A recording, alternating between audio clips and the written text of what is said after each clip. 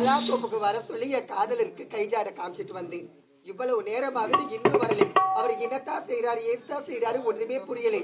எப்போ வருவாரோ வர மாட்டாரோ?